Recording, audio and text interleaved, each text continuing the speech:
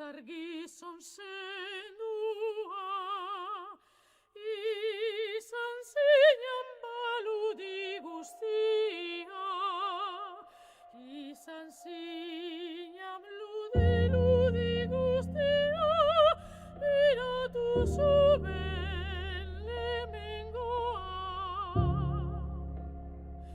Getarit argizon zenua, izan zeinan baludi guztia, izan zeinan ludi guztia, biratu zuben lemengoa.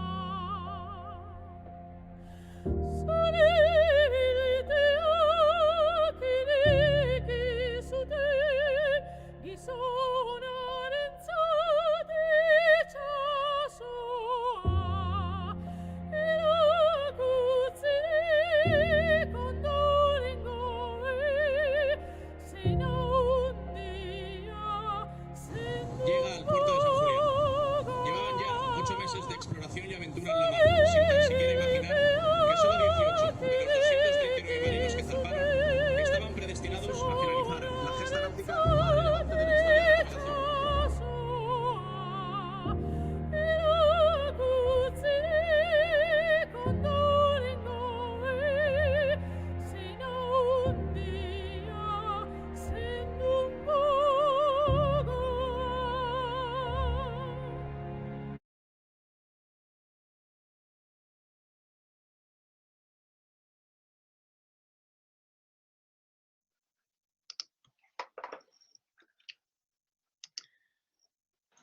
Rodrigo, cuando quieras. Perfecto, ahí se ve, ¿no? ¿Sí? Perfectamente. Muchas gracias María, gracias por la invitación para estar hoy en esta instancia en España. Yo estoy hablando desde Viña del Mar, Chile, aquí junto al puerto de Valparaíso. Así que muy lejos, pero como bien decía María, muy vinculado a España, ¿no? Estudié mi maestría y doctorado en Sevilla y también con largas estancias, ¿no? En distintos lugares, tanto en Madrid, en Pamplona, en Vitoria, en Barcelona, en fin. Entonces, quería hoy comentarles este tema que he titulado La primera circunnavegación y sus consecuencias cartográficas, nuevas representaciones. Y se los planteo desde la óptica de precisamente a propósito del título, desde la cartografía, es decir, desde la mirada de la representación de lo que significó esta primera vuelta al mundo y particularmente lo que corresponde a un hito relevante que nos une profundamente y que es el Estrecho de Magallanes. Chile, de hecho, y lo conversábamos con María, ¿no? y a lo que es la instancia de la Cátedra Internacional CEU Elcano, Chile está muy involucrado en esta conmemoración de la primera vuelta al mundo porque Magallanes nos llega muy de cerca. Piensen que la soberanía del Estrecho de Magallanes, desde la boca oriental hasta la salida del Pacífico, corresponde precisamente a nuestro país. Hay una región, justamente la que es el entorno de ese marco geográfico, se llama Magallanes.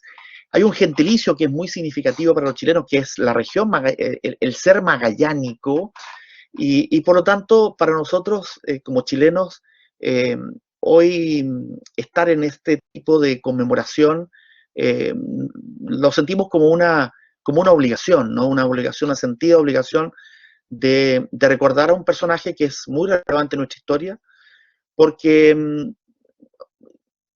hace 500 años se descubrió un estrecho que hoy es Chile, y por lo tanto también podríamos decir, aunque no es algo de consenso en nuestro país, decir que Magallanes fue el primer occidental que descubrió lo que hoy es nuestro territorio nacional, ¿no?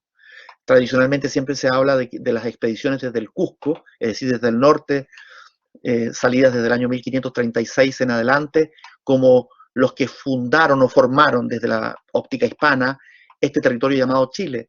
Sin embargo, Magallanes pasó por el estrecho en 1520, es decir, 15, 16 años antes que esto que tradicionalmente ha dicho la historiografía. En ese marco, en esta pequeña introducción es que quería situar el porqué de mi presentación y el porqué de mi vínculo con el estrecho de Magallanes y con la cartografía en general. Justamente lo que quería hablarles hoy tiene que ver con ver el mundo antes y después del descubrimiento.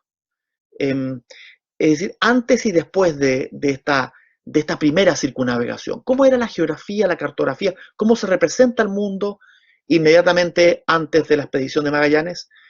¿Y cómo va a ser esta representación durante el siglo XVI, es decir, las siguientes décadas de esta gran travesía, ¿no? Que fue un hito significativo para la historia del mundo moderno? En primer lugar, quería mostrarles precisamente esta imagen. Fíjense que probablemente la conocen, algunos de ustedes la ha podido observar con detención. Este es un mapa del mundo del año 1502, que se le conoce tradicionalmente como el mapa de Cantino.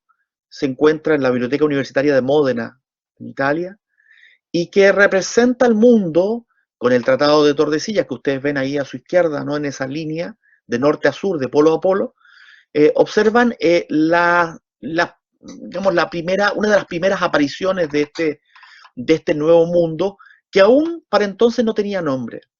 No tenía un nombre definido porque todavía en esa fecha, 1502, no había claridad de si estábamos hablando de una parte del continente asiático o era definitivamente la existencia de un nuevo continente. Precisamente en ese mismo año, hacia el 1502, retornaba de su viaje a Américo Vespucio, un viaje que precisamente lo llevó a las costas de lo que es el actual Brasil, y en este viaje hacia el sur, hacia lo que hoy es la América meridional, Vespucio se osó a escribir una carta, la famosa Mundus Novus, en la cual él señala que lo que estaba recorriendo, lo que estaba explorando en una expedición portuguesa, con bandera portuguesa digo, era un nuevo mundo y no necesariamente un continente asiático. Lo afirma así: esto no es Asia. Es el primero que categóricamente lo dice, aunque probablemente muchos otros antes que Vespucio ya lo intuían. Sí, de hecho, si uno recuerda el maravilloso mapa de Juan de la Cosa, que se conserva precisamente en el Museo Naval Madrid, uno podría ya adivinar de que este pedazo de tierra descubierto hacia el occidente en el Atlántico pareciera ser una cosa distinta a Asia. Pero la primera afirmación vino precisamente con Vespucio, al menos la primera afirmación que nosotros conocemos. Vespucio, entre paréntesis, vivía en Sevilla, era un sevillano por adopción, así que si bien florentino de nacimiento hizo algún viaje, al menos uno confirmado con bandera portuguesa, él regresa a Sevilla y reside allí en la ciudad hispalense hasta su muerte. Entonces este mundo que ustedes observan en pantalla es un mundo donde no cabe la posibilidad de un estrecho aún, porque de hecho si ustedes observan el extremo sur, precisamente a su izquierda, observan que hay se abre la hipótesis, una posible hipotética opción de un paso que los llevase hacia un espacio desconocido, hacia Occidente, pero todavía quedaba mucho por descubrir. Esto es entonces el año 1502. Sin embargo, en 1507, lo que ustedes ven en pantalla, es el primer mapa del mundo con el nombre de América. 1507, es decir, pocos años antes de la travesía de Magallanes, un cartógrafo alemán, Martin Balse-Müller, justamente en la frontera de Francia con Alemania actual, ¿no? Allí publica una edición de un mapa en la cual aparece ya representado este mismo pedazo de tierra dibujado en el mapa anterior, pero ahora ya individualizado como un continente, como un gran continente, al cual se le asigna, en la parte justamente correspondiente al actual Brasil, el nombre de América. Entonces es el primer mapa del mundo del cual conocemos, del cual tenemos noticia, en donde apareció el nombre de América, precisamente a partir de la carta que ya le refería de Américo Vespucio, del año 1502, ¿no? y difundida el año siguiente, 1503, que se le conoce tradicionalmente como Mundus Novus. Esa carta, al afirmar que esto no era Asia sino un nuevo mundo, le otorgó el honor, el tremendo honor de llevar el continente su nombre. En femenino, porque como ustedes sabrán, la Tierra es mujer y todos los continentes de la tradición cartográfica eran mujeres hasta ese momento. Europa, Asia y África. Y por lo tanto, América correspondía ese cuarto nombre, esa cuarta parte del mundo, hasta entonces no imaginada. Y entonces tenemos esta representación de Waldseemüller que nos deja todavía la posibilidad de que hacia el sur, hacia el extremo sur, hubiese una conexión entre los dos océanos. Más aún en 1513 se produce un hito relevante. Fíjense que este es un mapa que se encuentra en el Palacio Topkapi en Estambul, y en el cual aparece América. Si ustedes observan a su izquierda todo el contorno de lo que es el mundo americano, pero sin salida, sin posibilidad de conexión. Bueno, ese mismo año que aparece este mapa, el famoso mapa de Piri Reis de 1513, se descubre, desde la óptica occidental, por supuesto, el Océano Pacífico, al que se le conoce con el nombre original de Mar del Sur. Vasco Núñez de Balboa, aquel extremeño de Jerez de los Caballeros, es aquel que reconoce este territorio justamente desde la altura de Panamá y está ya consciente de la existencia de un océano que está al otro lado de América, es decir, hay un segundo océano que separa a Europa del anhelado continente asiático. Sin embargo, algunos mapas nos dan la posibilidad de la existencia de un corredor que posibilite por ejemplo, una circunnavegación. Todo lo que estoy diciendo yo, piénsenlo en un contexto en el cual Magallanes está cerca ya de presentar su proyecto. El proyecto, la idea de hacer su primer viaje, ¿no? De hacer esta empresa autónoma, la comienza ya a gestar hacia el año 1515. Por lo tanto, estamos muy cerca precisamente de ese entorno de nuevos hallazgos, como el Mar del Sur, el año 13, por Vasco Núñez de Balboa, pero todavía con estas teorías de que es posible que no haya un paso interoceánico hacia el sur, y por lo tanto sería técnicamente imposible una circunnavegación. Sin embargo, fíjense que el año 1516, poco tiempo antes del viaje de Magallanes, aparece una nueva representación cartográfica de Martín Waldseemüller. Martín Waldseemüller, este famoso cartógrafo, hizo un mapa el año 16 que se conserva en Estados Unidos. También era anterior, el de Waldseemüller, el de 1507, también se conserva en la Biblioteca del Congreso de Estados Unidos. En este mapa se presenta una curiosidad, y es que el extremo sur de Sudamérica es un tema cartográficamente pendiente, es decir, el autor lo deja una hipótesis de que puede haber una posible conexión entre dos océanos. Estamos muy cerca ya del viaje, como les decía, de Magallanes, pero además cerca de Díaz de Solís, aquel navegante que en 1515 estuvo nada menos que en el Río de la Plata. No olvidemos también que Vespucio había estado en la Patagonia, en la costa patagónica. Por lo tanto, hay una insinuación de que si esta América, este nuevo mundo, ahora América, continúa hacia el extremo meridional, es posible que por su forma cónica que va adquiriendo, se pueda parecer, podríamos decirlo así, al continente africano, y por lo tanto, también es posible que existiera un paso entre esos dos océanos al modo del Cabo de Buena Esperanza, aquel maravilloso cabo descubierto por Bartolomé Díaz a fines del siglo XV, en 1487. Entonces, en este mapa ya vamos observando cómo Martín Waldseemüller corrige algunas de sus aseveraciones en el mapa anterior. De hecho, hay una que es anecdótica. Fíjense que en este mapa del año 16 no aparece la palabra América, y sin embargo aparecía en el 7. Pregunta, ¿cambió de opinión? No lo sabemos, pero al menos esta cartografía nos demuestra lo siguiente, que los mismos cartógrafos van evolucionando en su conocimiento a partir de las noticias que van recibiendo de las distintas navegaciones. Estas noticias, ¿cierto?, se van sumando entonces a un saber cartográfico que a la larga va a ser fundamental a la hora de concretar el proyecto de Magallanes y el de muchos otros posteriormente. Fíjense que aquí quería mostrarles esta imagen. Lo que ustedes ven a la extremo derecha que es la representación moderna del globo que tienen a la izquierda. Este es un globo terráqueo que fue construido, al parecer, en el año 1515.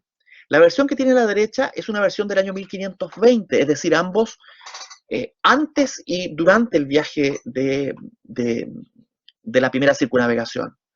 Este es el globo terráqueo de Johannes Schöner, un alemán que se conserva actualmente el original en Frankfurt, ¿no? En Frankfurt se conserva un original, hay dos, en Weimar y Frankfurt hay dos versiones de este globo, y en ella me gustaría que observaran el de la derecha, porque ustedes si ven, está Sudamérica concentrada, y abajo está el continente supuesto continente antártico, la Terra Australis, que para entonces todavía había dudas de su existencia, ¿no? Era una tierra mítica. De hecho, si ustedes lo observan, tiene verde, pareciera ser un ámbito más bien tropical y se le llama Brasilia Inferior. Aparece allí un texto, si ustedes observan en pantalla a la derecha, abajo dice Brasilia Inferior. Bueno, ¿cuál es lo que llama la atención de este mapa que aquí a la izquierda de ustedes está en su representación original en el globo? Y es que aparece un estrecho, aparece un paso entre el Atlántico y el Mar del Sur. También aparece, ustedes dirán, más arriba en Sudamérica, con Norteamérica, si ustedes observan bien, se ve un paso que vendría a ser hoy día el Canal de Panamá. Sería extraordinariamente visionario, un canal que no existe sino hasta el siglo XX, ya, artificial. Aquí los cartógrafos tratan de plantearlo como una posibilidad geográfica, ¿no? Que finalmente se descartó. Pero entonces en este mapa de Schöner aparecen entonces estas dos, llamaríamos así, hipótesis de posibles pasos interoceánicos para conectar el Atlántico con el Mar del Sur, es decir, el Pacífico. Pacífico que todavía no recibiría ese nombre, sino hasta justamente la expedición magallánica. ¿Por qué este mapa es importante? Miren, por lo siguiente, resulta que Magallanes, el famoso navegante del cual nos convoca precisamente, junto con Sebastián Elcano, Magallanes presentó el proyecto de navegación interoceánica, de una posible navegación interoceánica, el año 1517.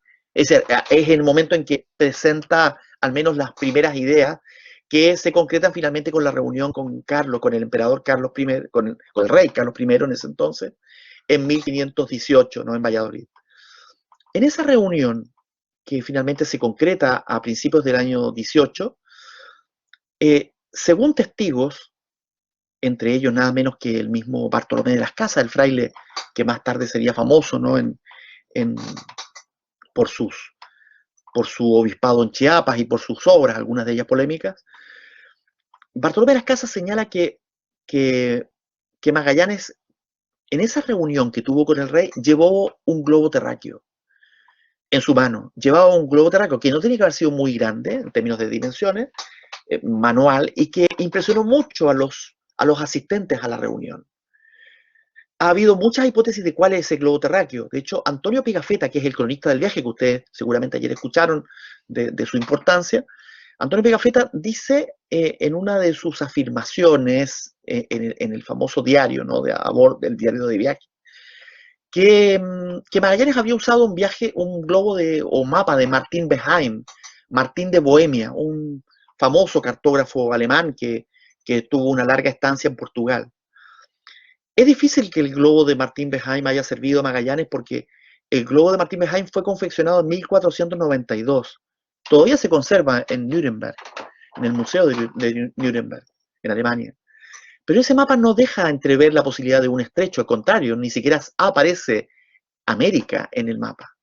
Sin embargo, el globo de Schöner, que ustedes observan en pantalla, es un globo donde no solamente aparece América del Sur y América del Norte, muy representada, especialmente la del Sur, sino que además es el primero que hipotéticamente plantea la existencia de un estrecho sin ser aún descubierto. Y justamente este fue el principal atractivo del proyecto de Magallanes, ¿no? Que presenta el rey, en cuanto a demostrar que cartográficamente era posible la existencia de un estrecho. Si ustedes observan aquí el segundo mapa, el de Jorge Reinel, cartógrafo portugués, de nuevo vamos a ver que en la parte donde dice Brasil, en el centro del mapa, ustedes ven ahí a Sudamérica, y particularmente Brasil. Si comenzamos a bajar por la costa sudamericana, van a observar que el cartógrafo plantea la existencia de un estrecho. De hecho, hay una teoría, este mapa se conserva en la Biblioteca Nacional de Francia, hay una teoría que dice que este mapa fue, esta es copia de un mapa que Magallanes llevó a bordo del viaje.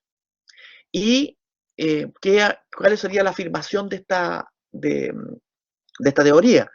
De que precisamente el mismo Pigafetta señala que cuando ellos descubrieron la boca oriental del estrecho el 21 de octubre del año 1520, entre diríamos, las fortalezas de la comprobación de ese hallazgo, estaba el que Magallanes tenía unas, comillas, unas cartas, es decir, mapas de navegación, que le servían precisamente para comprobar dicho hallazgo.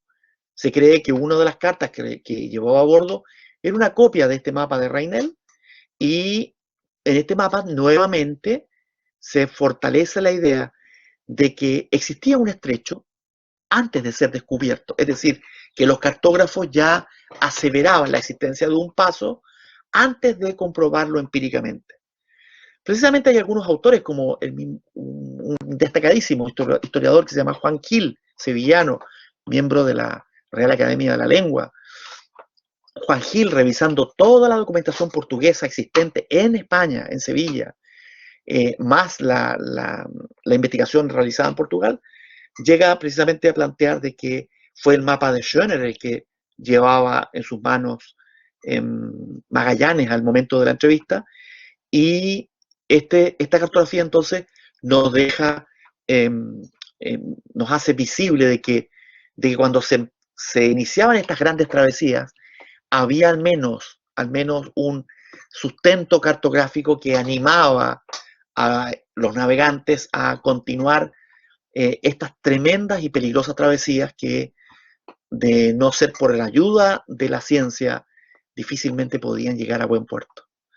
Entonces, en este plano nos vamos a encontrar, y ya acercándonos al viaje mismo, de que hacia el año 1519 conviven, fíjense, estas hipótesis de existencia de estrechos con otras que nos las imposibilitan. Fíjense que este es un mapa de Pedro Rainel, justamente eso, padre e hijo, en donde, en un mapa que se conserva en la John Carter Brown Library en Estados Unidos, aún es una versión en donde se deja entrever la imposibilidad de la existencia de un estrecho y, por tanto, de pasar de un océano a otro. Es decir, convivían ambas teorías. Y ustedes dirán, pero ¿cómo si Jorge Rainel es el autor del mapa anterior que deja entrever este mapa? Bueno, este es un mapa secreto. Esto es un mapa secreto, un mapa utilizado para navegación.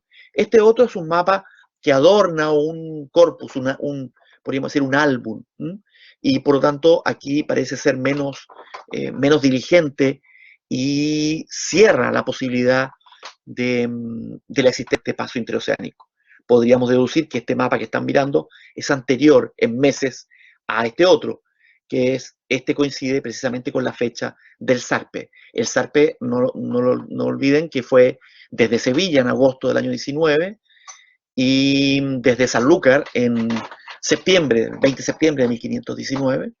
Por lo tanto, este mapa tenía que haber sido realizado unos meses antes, principios de año, y este fue realizado expresamente para realizar esta famosa circunnavegación. Ahora, el personaje mismo central, que es Magallanes, del cual va a retomar esa figura Sebastián Elcano al finalizar la expedición, nos muestra un periplo extraordinario y complejo que ustedes ya han escuchado, y precisamente ayer con la famosa circunnavegación y lo que significó para la historia de la humanidad este paso.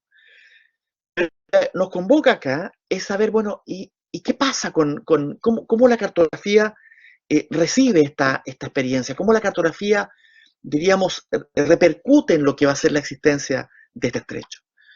Como les decía, el viaje zarpa de Sanlúcar el 20 de septiembre del 19, se establece con diversas vicisitudes y complejidades en la Patagonia, precisamente en el puerto de San Julián, hacia marzo de 1520, para finalmente completar el hallazgo de la boca oriental el 21 de octubre de 1520.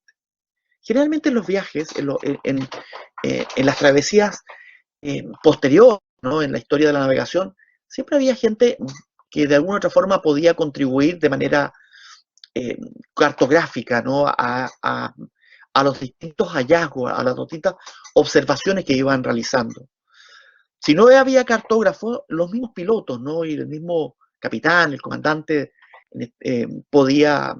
hacía sus propios bosquejos y delineamientos que más tarde contribuían a la cartografía que se centralizaba, por ejemplo, en la casa de contratación, para realizar mapas, podríamos decir, oficiales, ¿no? de los distintos hallazgos. Mapas que evidentemente en la primera instancia, en la primera etapa, especialmente en el siglo XVI, eran secretos. Y por lo tanto, este tipo de representaciones, lamentablemente, la mayoría de los casos no llegaba a nosotros. En el caso de la expedición de Magallanes, había gente bastante especializada, ¿no? diríamos, en navegación. El mismo Juan Sebastián Elcano era un piloto experimentado, un marino experimentado, joven, pero ya experimentado. Magallanes tenía, en Magallanes mismo, tenía, diríamos, años de experiencia en navegación, si bien era de formación militar inicial, su vida en el Océano Índico, ¿no? Que se traduce en más de 8 años de travesía, lo hacía una persona experimentada. Sin embargo, por lo que nos quedó de la expedición, bueno, de aquellos 18 sobrevivientes del retorno de la Victoria, de la nave Victoria, lamentablemente no nos quedó ningún registro cartográfico de calidad que pudiese darnos un buen dibujo, un buen delineamiento de qué es lo que vieron o cómo lo vieron. Solamente tenemos noticias posteriores que ya nos dejan entrever de que sí existieron, tienen que haber existido, podríamos decir, algunos dibujos, algunos bosquejos, que guardaron, por ejemplo, el mismo Elcano. Si Elcano era el piloto, era el capitán, el comandante de la nave Victoria en la segunda etapa de la circunnavegación, tiene que haber conservado documentación cartográfica, entre otras cosas para que posibilitar el viaje por el Índico, por el Cabo de Buena Esperanza y por la costa atlántica africana, hasta llegar finalmente a Sanlúcar. Eso era habitual entre el mundo de los pilotos. Y entonces, si bien no tenemos una prueba contundente de que trajo cartas y que esas cartas sirvieron para la confección de los primeros mapas, tenemos una primera señal. Y la primera señal está dada en este mapa que ustedes están viendo, que es del año 1522 de Pedro Reinel, de nuevo uno de los Reinel, mapa que se conserva, curiosamente, diríamoslo así, en el Palacio Topkapi en Estambul. Fíjense, en este mapa aparece justamente la costa sudamericana.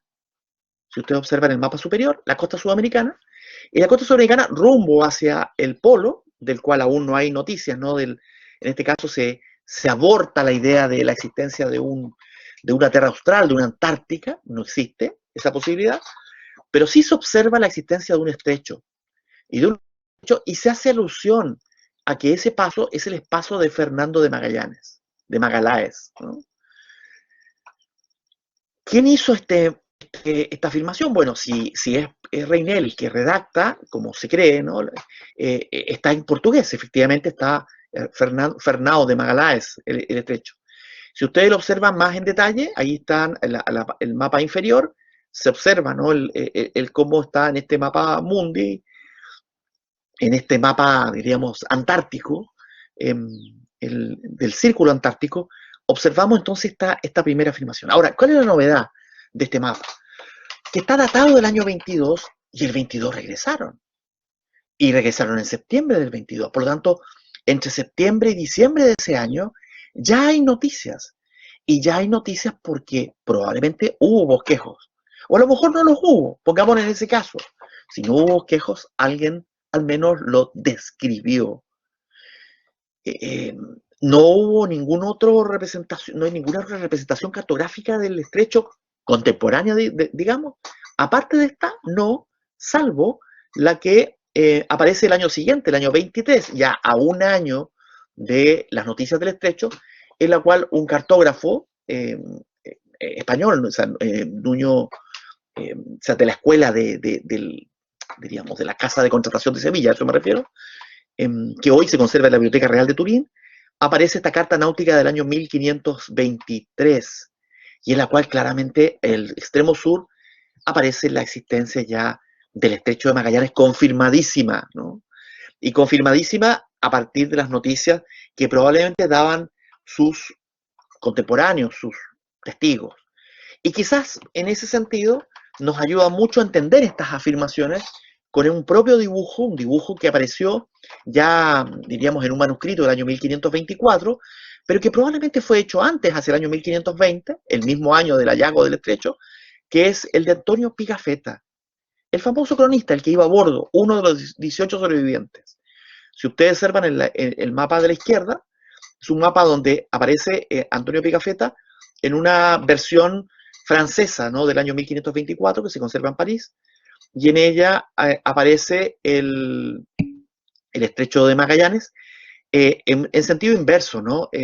Aparece al lado izquierdo de usted de ese mapa, aparece el Atlántico y a la derecha el Pacífico, nombre que recibió precisamente el 28 de noviembre de 1520, el Pacífico.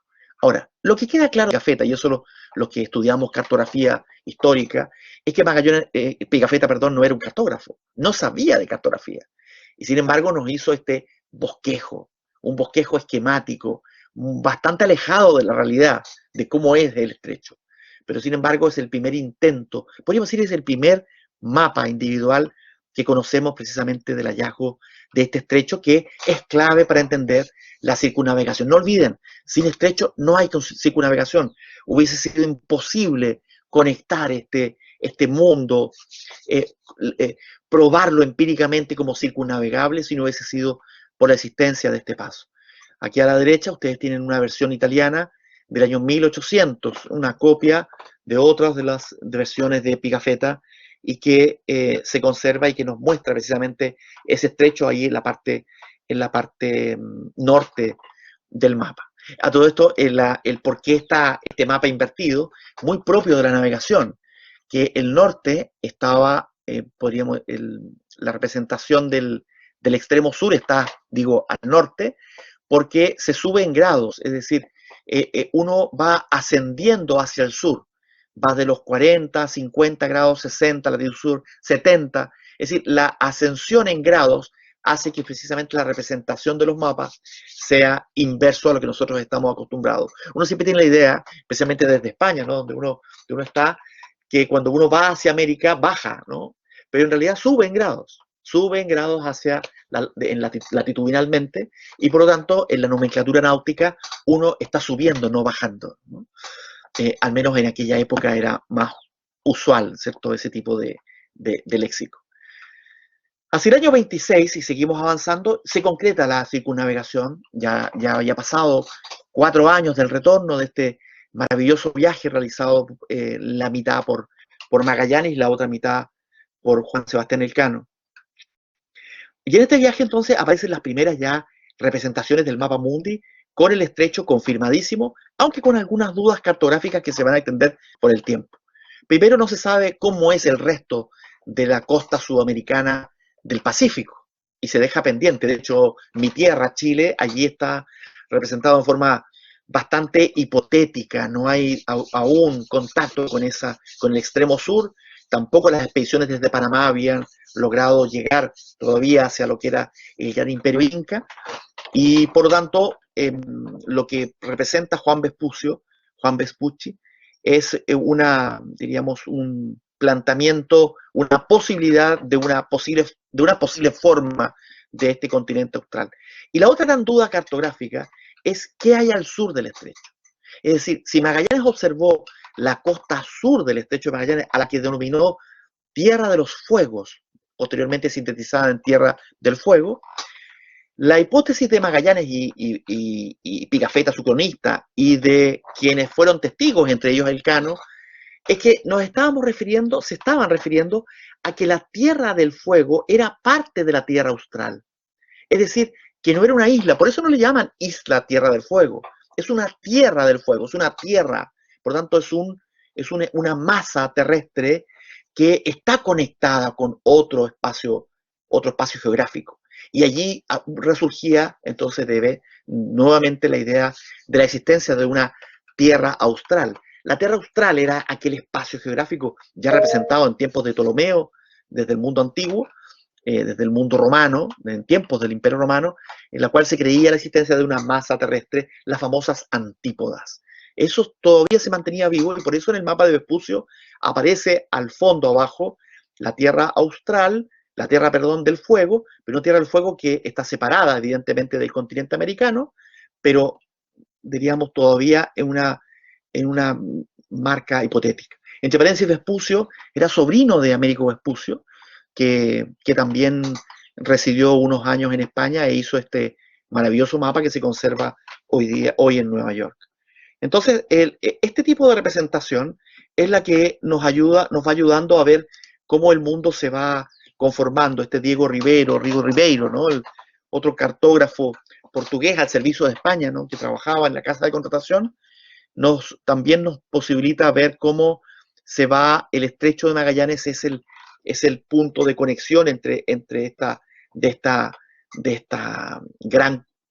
este gran paso interoceánico que posibilitó este primer viaje magallánico. Entre paréntesis, Magallanes no le puso estrecho de Magallanes al estrecho de Magallanes. Magallanes, el nombre original que pensó, bueno, uno de los nombres, hay varios en la crónica, pero era el de Todos los Santos. Pero como ustedes vieron ya la reacción inicial desde Reinel, desde las primeras noticias de llegadas con la expedición del Cano, es que se le dio este homenaje póstumo a Magallanes del año 22 y de ahí adelante todos le siguieron llamando como estrecho de Fernando de Magallanes o Fernando de Magallanes para el caso hispano, o Hernando de Magallanes, como nosotros en el mundo hispánico solemos mencionarlo. Fíjense que este es un mapa de Oronce Finet, un famoso cartógrafo francés del año 31. Y si ustedes ven a la derecha, nuevamente aparece la Tierra Austral, no es la Antártica. Bueno, es la Antártica, pero se pensaba en los cartógrafos de la época que era ese antiguo continente imaginado, ¿no? de las antípodas, y está en sentido inverso, y ustedes observan ahí precisamente el extremo sur de América del Sur, y nuevamente la existencia del estrecho, que posteriormente, hacia el año 1544, y este es un mapa muy conocido, lo representó en forma magistral el famoso cartógrafo Battista Agnese, donde por primera vez aparece delineado toda la travesía de la navegación, la primera parte de Fernando de Magallanes y la segunda de Juan Sebastián Elcano con los 18 sobrevivientes de la nao Victoria arribada a San Lucas. Y ustedes observan entonces cómo este mundo se abre ya de una forma completa, es un mundo por navegar, un mundo por descubrir, es un mundo que incluso tiene como tarea seguir completando un verdadero puzzle, ¿no? Un puzzle de preguntas, de teorías, de dudas geográficas que con el tiempo se van a ir solucionando, o algunas de ellas, algunos errores que se van a ir haciendo. Fíjense el caso del extremo sur, precisamente de la Tierra del Fuego, lo que está al sur del estrecho de Magallanes. Observan ustedes en color verde planteado una especie de tierra, pero que no tiene continuidad, que no tiene contorno en la parte sur, como si dejara abierta la hipótesis de que en realidad podría ser una isla o podría ser un continente. Faltaría poco tiempo para que finalmente se confirme lo anterior.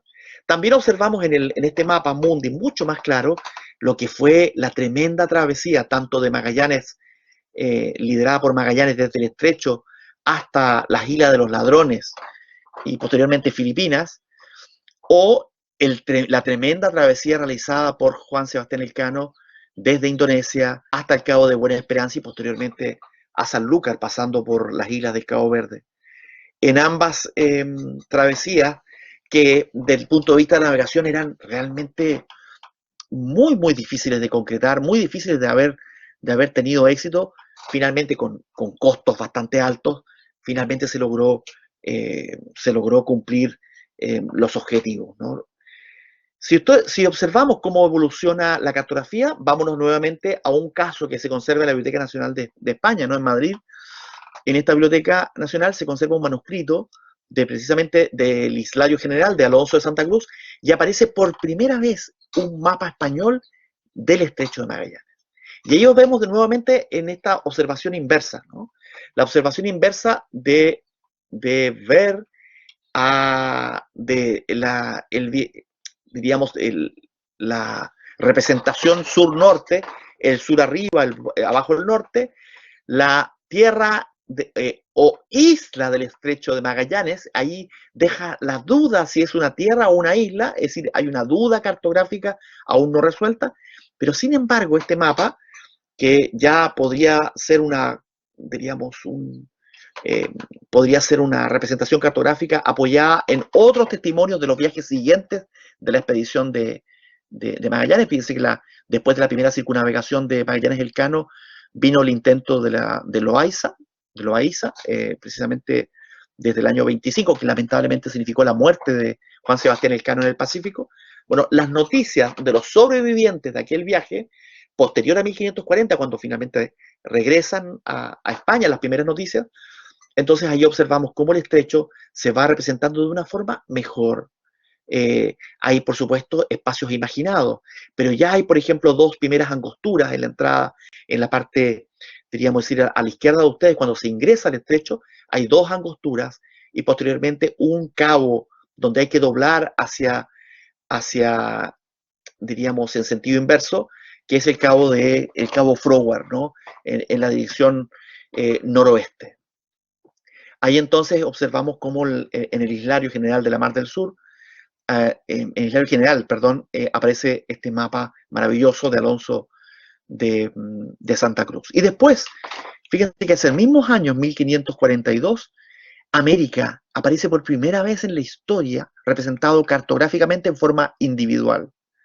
Es un mapa de Sebastián Münster, que está datado en 1542 en su primera versión. Esta que están observando es posterior, de 1558, es una versión posterior y coloreada, ¿no?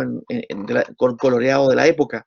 Y este tipo de representación nos muestra cómo América, ahora sí cerrada a otros estrechos, nos da justamente nos da esa posibilidad de ver íntegramente su continente, marcado en un norte, un centro y un sur, pero con un paso interoceánico que conecta el Mar del Norte, como se le conoció al Atlántico en un tiempo, y el Mare Pacificum, y al cual se puede llegar a través del Fretum Magallani, ¿no?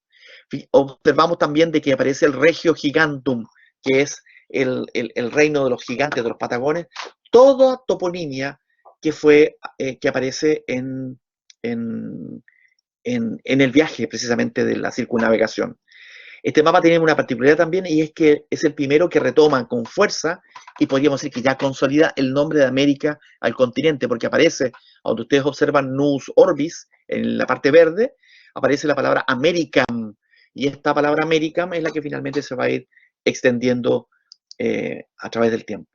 Y así vamos observando cómo este mundo ahora ya se puede entender en un todo, un mapa mundi, Sebastián Münster en 1548, para posteriormente llegar hacia un mapa mundi, del cual solamente les muestro una aproximación para que observen precisamente el estrecho, que es ese gran hito, ese gran epicentro, y ahí observan una versión de Sancho Gutiérrez, un cartógrafo español, sevillano, mapa que se conserva hoy en la Biblioteca Nacional de Austria.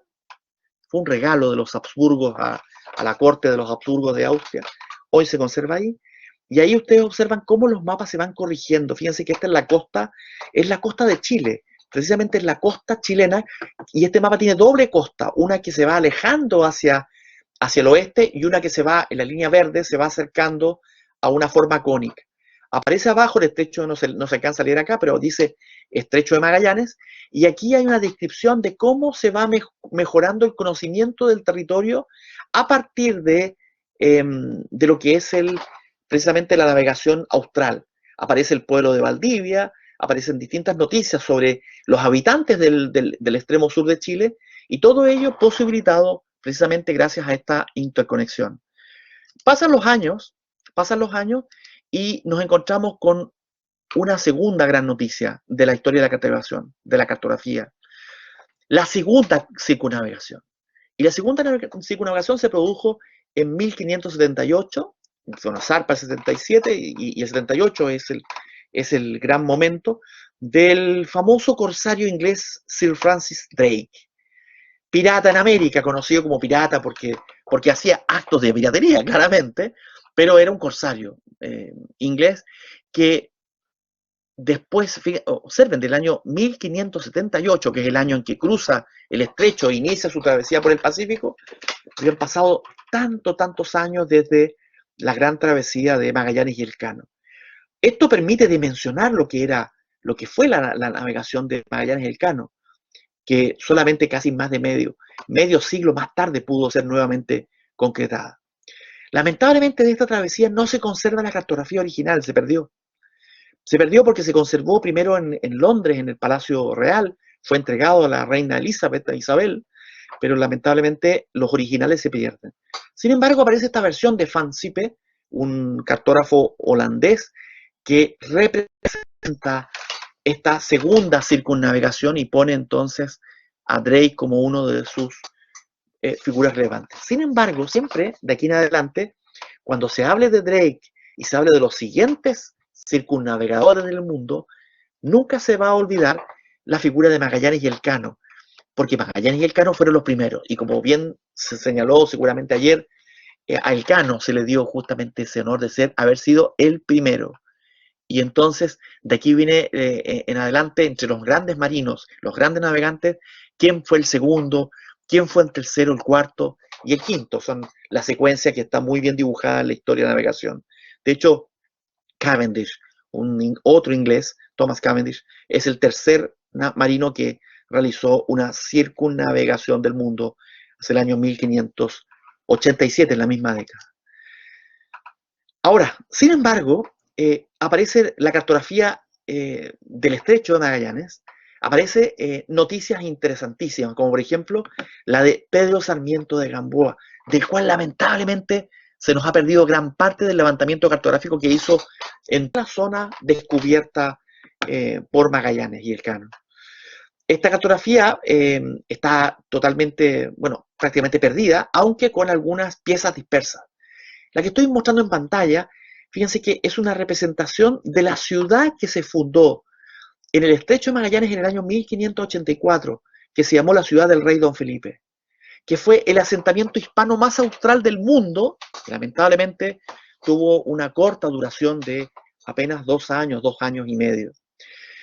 Este mapa se conserva en el Instituto de Francia en París, actualmente, se conserva allí, pero que justamente es un original realizado por Pedro Sarmiento de Gamboa y que nos permite, diríamos, también dimensionar lo que fue dentro del marco de la travesía, lo que fue especialmente aquel paso austral. Fíjense que lo que ustedes están viendo a la derecha son mapas que se conservan del año 1591 en el Archivo Naval de Madrid y que están atribuidos a Tiburcio Spanocchi, un ingeniero militar que se basó en mapas representados por Pedro Sarmiento de Gamboa. Ya para ir finalizando y cerrando el círculo, fíjense que en el año 1599-600 se produjo la cuarta circunnavegación del planeta y la hizo un neerlandés que se llamaba Olivier van Noort.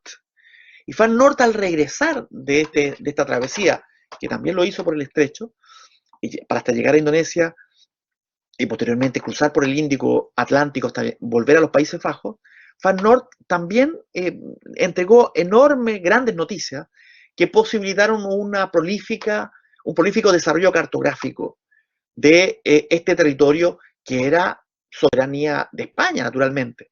Pero era una soberanía de España de la cual se corría peligro constante, porque para cruzar de un océano a otro, todos necesitaban este paso. Este paso era muy difícil, ya quedó demostrado en tiempos de Magallanes. Era muy difícil de atravesar. De hecho, todavía sería muy difícil si no fuese con navegación a motor. Es decir, navegación a vela por corrientes y vientos, el estrecho es complejo. Sin embargo, en esta época, estos marinos realmente extraordinarios lograron concretar esta difícil travesía. Y de hecho, Joris van Spilbergen, el año 1615, también vuelve a cruzar el estrecho de Magallanes, convirtiéndose en el quinto circunnavegador del mundo. Entonces, volvamos atrás en el recuerdo. Magallanes Elcano, 1520, 22, ¿no? Hasta el 19-22. Drake, 77-78. Cavendish, 87-88. Van Noort, 99, 600, 601. Y Spielberg en 1615, 1616. Ahí ustedes observan, hasta el 17, conservan el dibujo de las primeras 5 grandes circunnavegaciones del planeta, y en el cual España, a través de Magallanes y Elcano, tiene el honor de haber sido, sin duda, los primeros. Ahora bien, ¿cuándo se rompe este esquema de decir 5 navegaciones? Y ya para ir cerrando, los mismos neerlandeses son los que en una vorágine de viajes logran abrir nuevos espacios oceánicos, también de soberanía hispánica. El descubrimiento del Cabo de Hornos por Willem Schouten y Jacob Lemaire, el Cabo de Hornos, es decir, el extremo sur del continente americano, es precisamente el momento en el cual el estrecho deja de ser el epicentro y hay un nuevo paso transoceánico o interoceánico, el extremo sur. Resulta curioso porque uno cuando piensa en el Cabo de Hornos hasta el día de hoy, se lo imagina aún más difícil que el estrecho de Magallanes.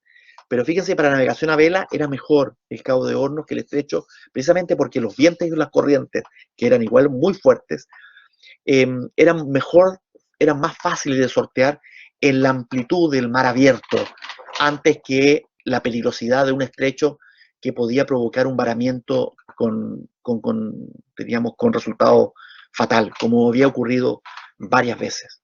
Y entonces el Cabo de Hornos, descubierto el año 1616 por los neerlandeses, es un nuevo hito en la historia de la navegación que podríamos decir que deja este paso interoceánico ahora con un complemento extraordinario que va a ser intensamente utilizado precisamente en los siglos siguientes.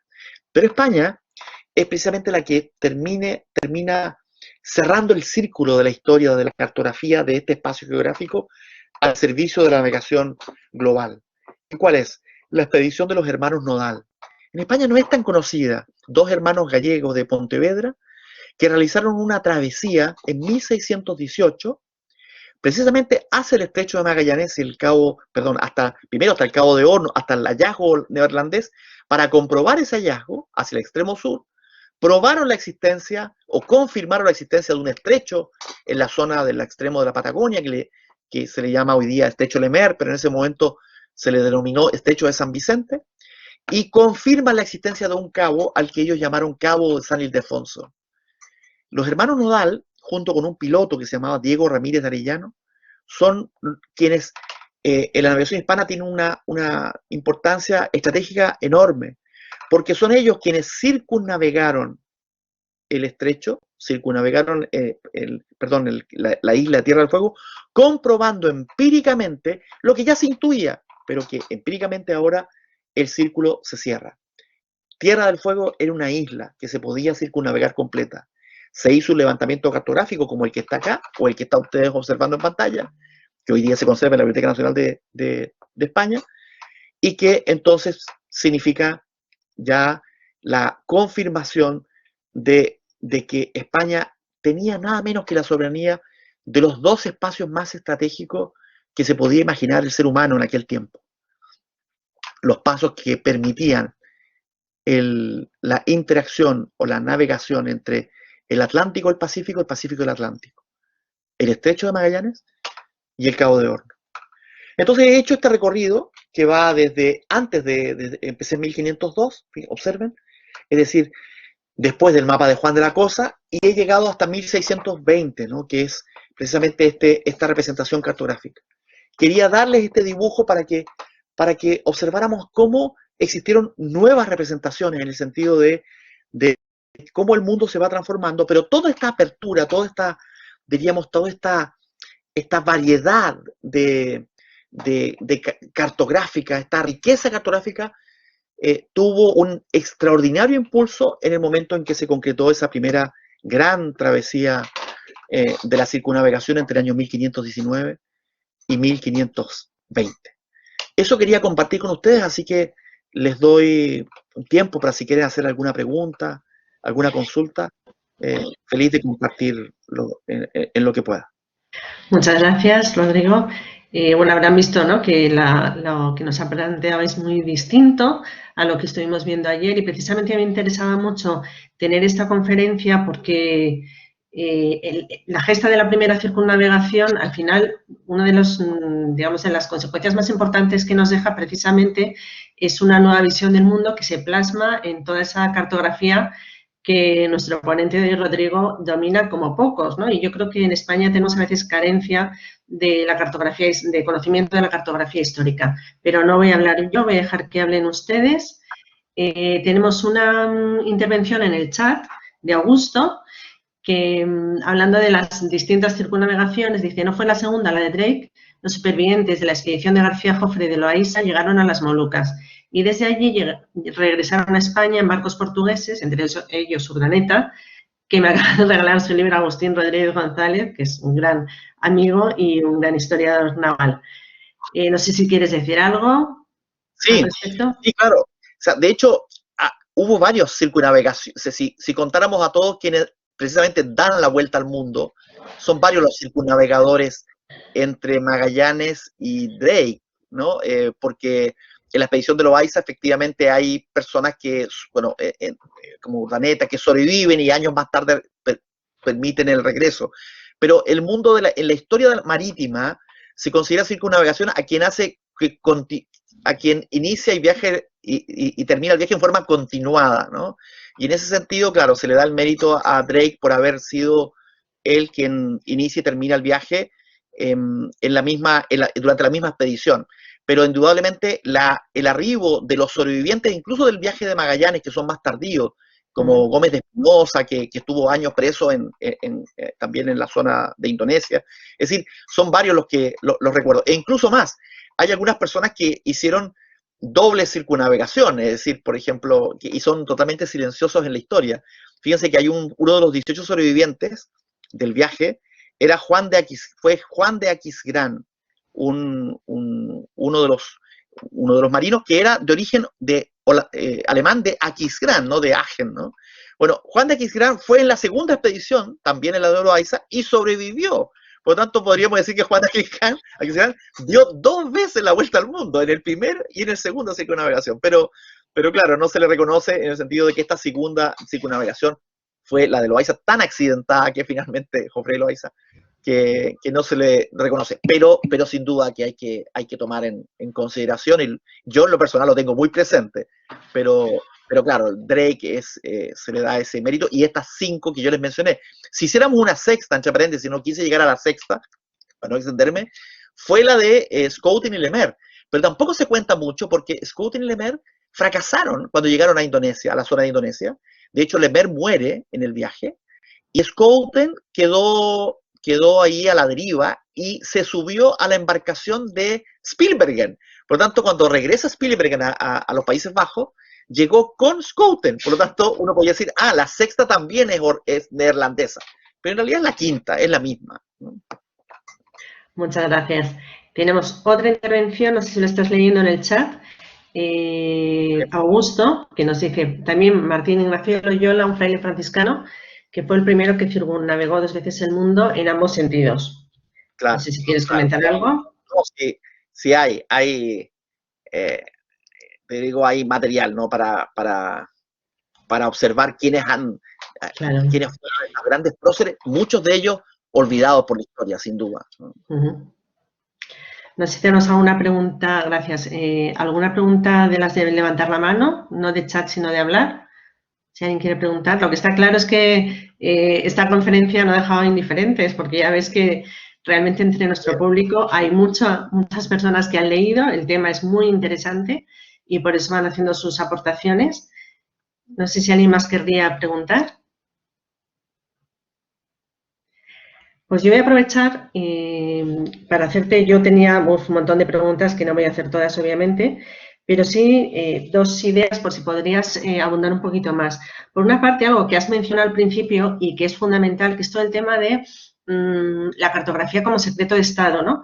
Y el Sí. espionaje que se llevaba a cabo precisamente a través de tratar de secuestrar, de robar los mapas, las cartas de navegación que salían de las expediciones. Y luego, otro tema que no sé si nos puedes también hablar, a mí me llama mucho la atención la iluminación de los mapas, es decir, que no son solo, digamos, un mapa como en la actualidad, sino que esas cartas de marear o esas cartas de navegación estaban bellísimamente ilustradas.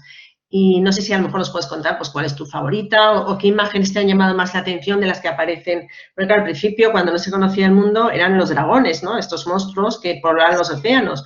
Pero a medida que se va conociendo el mundo tal y como es, se siguen iluminando las cartas náuticas con bellísimos dibujos, ilustraciones. No sé si te apetece contarnos algo sobre esto. Sí, con respecto a lo primero, es bien importante el tema del secretismo. Observen que los mapas que les mostré del estrecho, por ejemplo, o los mapas hispanos de la representación cartográfica, los primeros del siglo XVI, particularmente los de la Casa de Contratación, que son mapas de síntesis, es decir, son padrones reales que suman diversas noticias de diversas, digamos, procedencias hispanas. Todos esos mapas eran considerados secretos. Secretos que España guardaba celosamente, como también lo guardaba Portugal, ¿no? Portugal es famoso con la cartografía del siglo XV, ¿no? En la era gloriosa de sus descubrimientos, que prácticamente el secretismo lusitano hizo lamentablemente imposible conocer mucha cartografía que lamentablemente posteriormente se perdió. Entonces, en el caso hispano se mantuvo esta forma. De hecho, el mapa que les mostré del Islario, que se conserva en la Biblioteca Nacional, quedó manuscrito, no quedó impreso. Y el único, fíjense que de todos los que les mostré, el primer mapa hispano impreso, es decir, que sale imprenta y por lo tanto que se difunde, que puede circular, fue el de los hermanos Nodal, de la región, el primer mapa de la región, así. Y eso fue en 1621 la edición del hermano Nodal, es decir, muy tardío, y fue autorizado por la corona. Entonces la pregunta, ¿por qué no antes?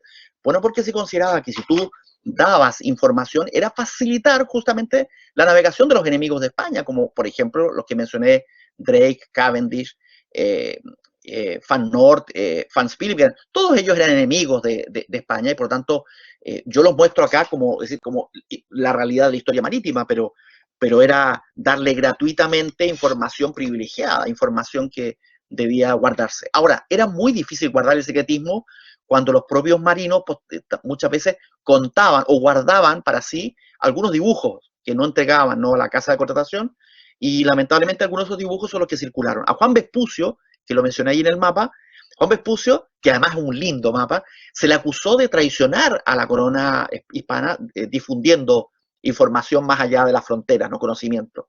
Y eso entonces te da un ejemplo. Y con respecto a tu segunda pregunta, bueno, hay varios, ¿no?, que nos muestran una representación maravillosa. Sin duda que el viaje de la primera circunnavegación marca un nuevo imaginario, por ejemplo, de los gigantes. A mí me encanta el gigantismo, ¿no?, los gigantes del estrecho. Si ustedes observaron el de Sancho Gutiérrez, el que le hizo un acercamiento, que es justamente de la costa chilena, el de Sancho muestra a un gigante que puede haber medido a lo mejor 1,90 m. Para personas de un promedio de 1,55 m, la verdad es que era una persona altísima. Esos indígenas se llamaban Aoniquén. No se ha encontrado gente tan alta como la descripción que hace Pigafetta, pero los Aoniquén parecían ser personas, especialmente los varones y no las mujeres, que alcanzaban una estatura en torno al 1,80 m, que puede haber sido demasiado alta para lo que era la media europea. Entonces, se abandonan precisamente en el imaginario los dragones, todo eso es imaginario de las antípodas, eso que se creía que podía estar en esa terra australis imaginada, ya comienza a desaparecer, pero tal como ustedes observaron, en el siglo XVI todavía no la descartan completamente, es decir, la cartografía igual, los cartógrafos se mantenían, podríamos decir, casi la ilusión, ¿no?, de tener algunos espacios, pero evidentemente la monstruosidad va desapareciendo a medida que las noticias van creciendo. Es decir, el ser humano imagina, y los cartógrafos son parte de este ideario, imaginan, o sea, pueden dibujar, representar lo imaginado hasta que se constata su no existencia, es decir, hasta su descarte. Y su descarte pasa siempre por el conocimiento de la tierra, por el conocimiento del territorio. Entonces, en el caso del siglo XVI, donde todavía estamos en un entorno humanista, donde ya ha cambiado la mentalidad en cierto aspecto, y en este mundo científico yo creo que influye más, no se descartó precisamente la iluminación de esta cartografía. De hecho, un antiguo marino, un historiador, destacado marino, almirante Guillén y Tato, ¿no? que entre otros fue, escribió esa maravillosa, publicó esa maravillosa monumenta cartográfica, ¿no? En los años 40, y que además fue un hombre clave en la historia del Museo Naval de Madrid. Él decía algo muy cierto. Una vez le leí en un artículo que escribió en la revista de Indias, ahí por los años 40, y él decía que los mapas, justamente iluminados, como los que tú mencionas, María, se conservaron en el tiempo porque eran bonitos, porque eran bellos. Es decir, un mapa, y esto es una cosa terrible para la cartografía, un mapa que no sea atractivo y además queda obsoleto, se elimina, porque incluso es peligroso. Es peligroso conservar un mapa con información errada, especialmente en el ámbito náutico, un mapa que no está bien hecho y no puede mantenerse vigente. Tiene que eliminarse una carta, tiene que eliminarse la carta para ser reemplazada por la correcta, especialmente si no identifica bajos donde hay bajos, etcétera, ¿no?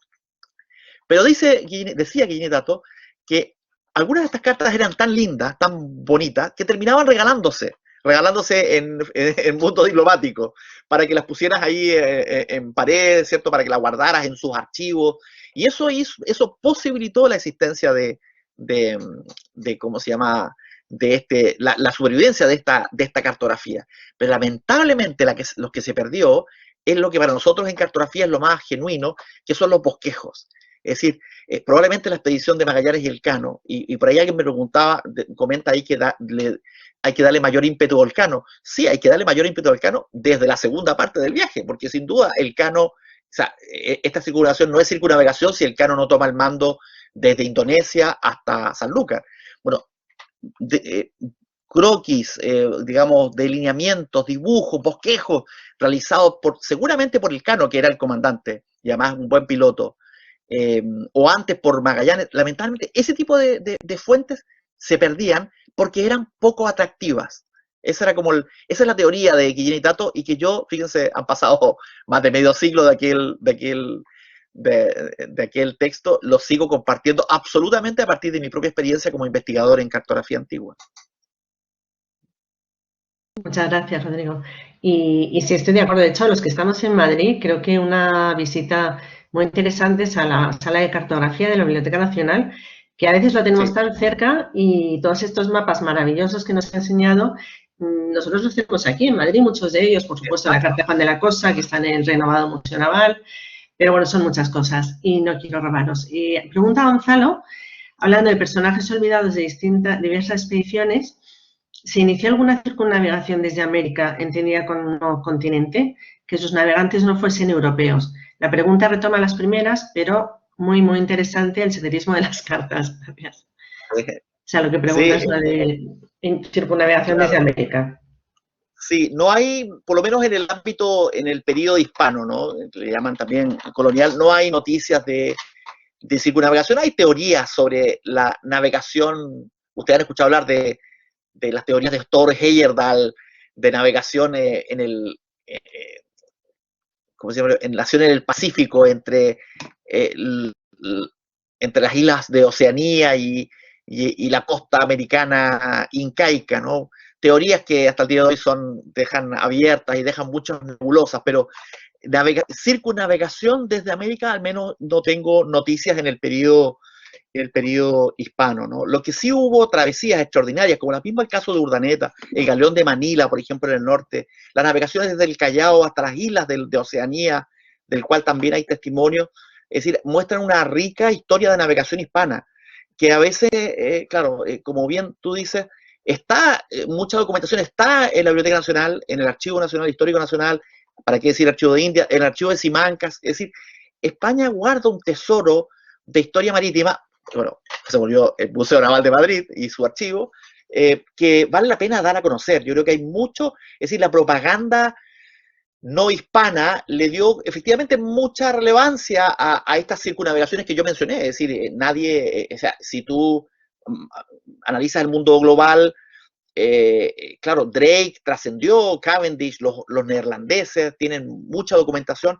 Creo que España también tiene que salir a mostrar esta documentación, y eso se hace con investigación y con una ventaja tremenda, y es que las fuentes están allí. Yo vivo, por ejemplo, en el extremo sur del mundo, vivo en Chile, y para mí ir a España, aparte que me encanta, porque viví ahí y me siento, cierto, mi corazón en parte está allá, pero además es una necesidad, porque gran parte de la documentación está allá, y por eso me gozo cada minuto que estoy siempre cuando voy a la península, ¿no? Claro.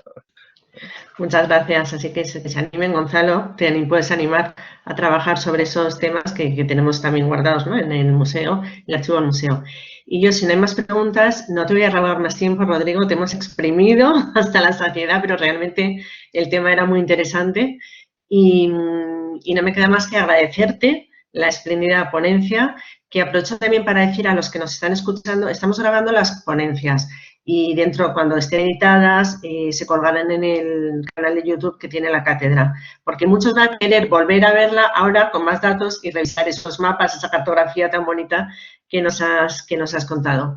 Así que, Rodrigo, muchísimas gracias por tu presentación, gracias a todos los que están escuchando. Vamos a dejar 10 minutos de descanso, un poquito más, 15 minutos. Entre otras cosas, porque vamos a ver si en esta misma sesión podemos compartir las imágenes que nos van a traer los responsables del Instituto Hidrográfico de la Marina. Y si no, os voy a dar otra dirección que aparecerá en el chat, donde sí que están compartidas, ¿de acuerdo? O sea, que igual nos tenemos que cambiar de sesión. Así que muchísimas gracias, Rodrigo, un placer como siempre, y ya sabes que volveremos a contar contigo. Muchas gracias, encantado. Adiós, gracias por todo. Chao. Gracias.